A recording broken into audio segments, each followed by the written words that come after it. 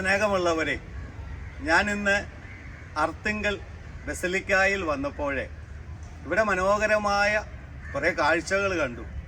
അതെല്ലാം ഞാൻ എൻ്റെ ക്യാമറയിൽ ഒപ്പിയെടുത്തു. എന്നെ സ്നേഹിക്കുന്ന എൻ്റെ പ്രേക്ഷകർക്ക് വേണ്ടി ഞാനത് നിങ്ങളിലേക്ക് വിടുകയാണ്. ഒരുപക്ഷെ അത് കൃത്യമായിട്ടൊന്നും ഞാൻ എടുത്തിട്ടില്ല. എനിക്കറിയാവുന്ന രീതിയിൽ എൻ്റെ ഈ മൊബൈൽ ഫോണിനകത്ത് എടുത്ത് എൻ്റെ പ്രേക്ഷകർ കാണുവാൻ വേണ്ടി ഞാൻ നിങ്ങൾക്ക് വേണ്ടി ഇത് സമർപ്പിക്കുകയാണ്. ഓരോരോ രംഗങ്ങൾ ഞാൻ ഓരോരോ ഭാഗത്ത് നിന്നുകൊണ്ട് എടുത്താണ് അത് നിങ്ങളിലേക്ക് എത്തിക്കുന്നത്. നിങ്ങൾക്കെല്ലാം ഇത് ഉപകാരപ്പെടുമെന്നും ഇത് നിങ്ങളുടെ ജീവിതത്തിൽ ഒത്തിരി അനുഗ്രഹമായി തീരുമെന്നും ഞാൻ ആഗ്രഹിക്കുന്നു. അതിനുവേണ്ടി ദൈവത്തോട് പ്രാർത്ഥിച്ചുകൊണ്ട് ആ രംഗങ്ങളെല്ലാം ഞാൻ നിങ്ങളിലേക്ക് തരികയാണ്. ഇത് ഗബ്രിയേൽ ദൂതൻ പരിശുദ്ധ അമ്മയുടെ അടുത്ത് വന്ന് മംഗളവാർത്ത, നമുക്കെല്ലാം അറിയാം, ഒരു വലിയ സദ്വാർത്ത പരിശുദ്ധ കന്യാമറിയത്തെ അറിയിക്കുന്ന രംഗമാണ് ഇവിടെ വളരെ മനോഹരമായി ചിത്രീകരിച്ചിരിക്കുന്നത്. ഇത് പരിശുദ്ധ കന്യാമറിയം എലിസബത്തിനെ സന്ദർശിക്കുന്ന രംഗമാണ് വളരെ മനോഹരമായി ഇവിടെ ചിത്രീകരിച്ചിരിക്കുന്നത്. യേശു ബെത്ലഹേമിൽ ജനിച്ചതിൻ്റെ ഓർമ്മയ്ക്കായിട്ട് നിർമ്മിച്ചിരിക്കുന്നതാണ്. യേശുവിൻ്റെ ജനനം കാലിത്തൊഴുത്തിലായിരുന്നു എന്ന് രേഖപ്പെടുത്തുന്ന ഒരു ചിത്രമാണിത്. ഇത് യേശുവിനെ ദേവാലയത്തിലെ പരിശുദ്ധ അമ്മ സമർപ്പിക്കുന്നതിൻ്റെ രംഗം വളരെ മനോഹരമായിട്ട് ഇവിടെ ചിത്രീകരിച്ചിരിക്കുന്ന രംഗമാണ് നമ്മൾ ഈ കാണുന്നത്. എല്ലാം അറിയാം, വിശുദ്ധ ഗ്രന്ഥം വായിക്കുമ്പോഴേ യേശുവിനെ 12ാമത്തെ വയസ്സിൽ കാണാതെ പോകുന്ന ഒരു രംഗം നമ്മൾ കാണുന്നുണ്ട്.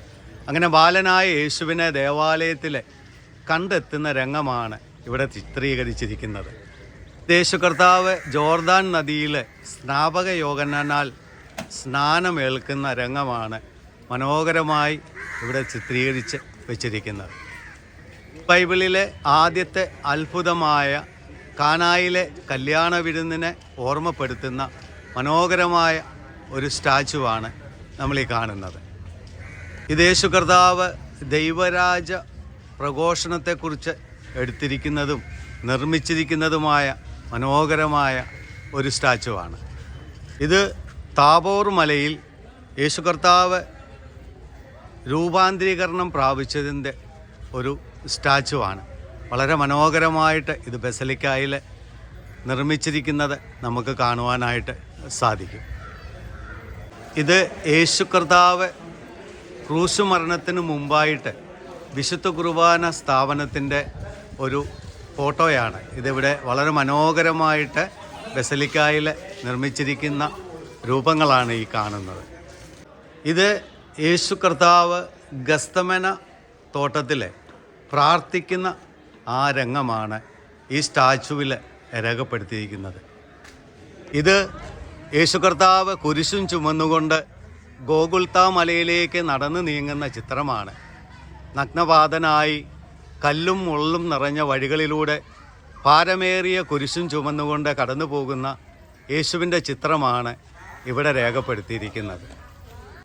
ഇത് കൽത്തൂണിൽ ബന്ധിക്കപ്പെട്ട ചാട്ടവാറാൽ പ്രകടിക്കപ്പെടുന്ന യേശുവിൻ്റെ ഒരു ചിത്രമാണ്. ഇത് യേശുവിൻ്റെ തലയിൽ മുൾമുടി ധരിക്കുന്ന രംഗമാണ്. നമുക്കറിയാം, പച്ചയായ മാംസത്തിലേക്ക് വളരെയേറെ മൂർച്ചയുള്ള മുൾമുടി തറച്ചു കയറുമ്പോൾ യേശു എത്രയേറെ വേദനകൾ സഹിച്ചു എന്ന് നമുക്കെല്ലാവർക്കും അറിയാൻ സാധിക്കും. ആ രംഗം വളരെ മനോഹരമായി ചിത്രകാരൻ ഇവിടെ ഉണ്ടാക്കി വച്ചിരിക്കുന്ന രംഗമാണ് നമ്മളിവിടെ കാണുന്നത്. ഇത് യേശുവിൻ്റെ ക്രൂശ് മരണം. നമുക്കെല്ലാം അറിയാം, നമുക്കെല്ലാം വേണ്ടി 2000 വർഷങ്ങൾക്ക് മുമ്പ് ഗോകുൽത്താ മലയുടെ നെറുകയിൽ 3 ആണിമേൽ തൂങ്ങിയ ചിത്രം നമ്മുടെ എല്ലാവരുടെയും ഹൃദയത്തിലുണ്ട്. അത് വളരെ മനോഹരമായി ചിത്രകാരൻ നിർമ്മിച്ചു വെച്ചിരിക്കുകയാണ്. ഇത് യേശു തമ്പുരാനെ സ്വർഗാരോഹണം ചെയ്യുന്നതിൻ്റെ വളരെ മനോഹരമായ ഒരു ചിത്രമാണ്. നമുക്കെല്ലാം അറിയാം, ശിഷ്യന്മാരുടെ അടുത്ത് നിന്ന് സ്വർഗത്തിലേക്ക് സംവഹിക്കപ്പെടുന്നതിന് മുമ്പ് മനോഹരമായ ഒരു കാഴ്ചയാണ് വിശുദ്ധ ഗ്രന്ഥത്തിലുള്ളത്. അത് അതേപടി ചിത്രകാരൻ തൻ്റെ മനസ്സിൽ കൊത്തിയെടുത്ത് അത് സ്റ്റാച്ചുവാക്കി നിർമ്മിച്ചിരിക്കുന്ന ഒരു രംഗമാണ് നമ്മൾ ഈ ചിത്രത്തിൽ കാണുന്നത്. ഇത് യേശുവിൻ്റെ ഉദ്യാനത്തെ കുറിച്ച് രേഖപ്പെടുത്തിയിരിക്കുന്ന സ്റ്റാച്ചുവാണ്. അതും വളരെ മനോഹരമായിട്ട് ചിത്രകാരൻ അത് വരച്ച് വെച്ചിരിക്കുക അല്ലെങ്കിൽ നിർമ്മിച്ച് വെച്ചിരിക്കുന്നതാണ് നമ്മളീ കാണുന്നത്.